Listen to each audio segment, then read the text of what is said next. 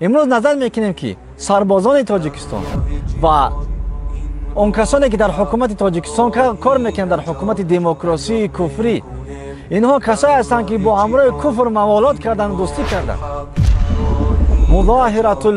مظاهرة المشرکین و معاونتهم علی المسلمین، اینها کسایی هستند که با همراه کفار یک جا شدند در مقابل مسلمان ها. انسان در ردت واقع میشه، مرتد میشه، از دین خارج میشه، عبادتش قابل قبول نمیشه وقتی که با همراه کفار موالات و دوستی میکنه. هر کسی که موالات میکنه، دوستی میکنه با همراه کفار یک دو میشه در مقابل مسلمان ها. با زبانش، با مالش، با جانش، با اعتقادش این شخصیت از دین خارج میشه. با زبانش با همراه کفار یک جا میشه.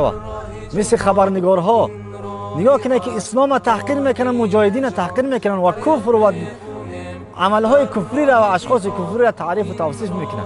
اینا کسایی هستند که در معاملات گرفتار شده هستند و از دین خارج شده هستند. با مالش دوستی میکنن، یعنی پول میتیه برای حکومت کفری تا اینکه دموکراسی قائم باشه. نعوذ بالله که این کفر است. شما میدونه که دموکراسی ضد اسلام است.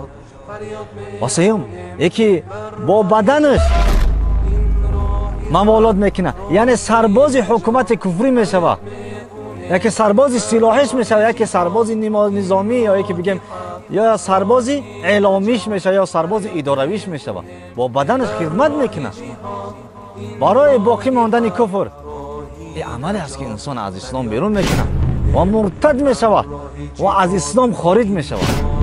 و همچنین به اعتقادش این باوریت داره که دموکراسی یک قانون جدید است و پیشرفت‌تر است در دنیا، اما قرآن یک قانونی است که قدیم شده است. نعوذ بالله من ذلک. یعنی به اعتقادش قانون کفری بالاتر میدونه از قانون اسلام. این کسی است که از دین خارج میشه و آن سربازان و آن کسانی که در حکومت تاجیکستان کار میکنن و راضی هستند، کسایی هستند که در ردت واقع شدند. چرا موالات کردند؟ الله متعال فرمود و من یتولهم منکم فانه منهم. هر کسی از شما با همراه آنها دوستی میکنه، از جمله همونا است، یعنی مرتد است.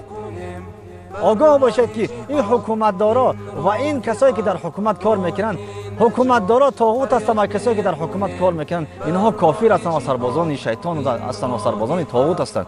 الله ما و شما را از جمله موحدین صادقین صابرین قرار بده و جنت الفردوس برای ما و شما نصیب بگردونه. و السلام علیکم و رحمت الله و برکاته.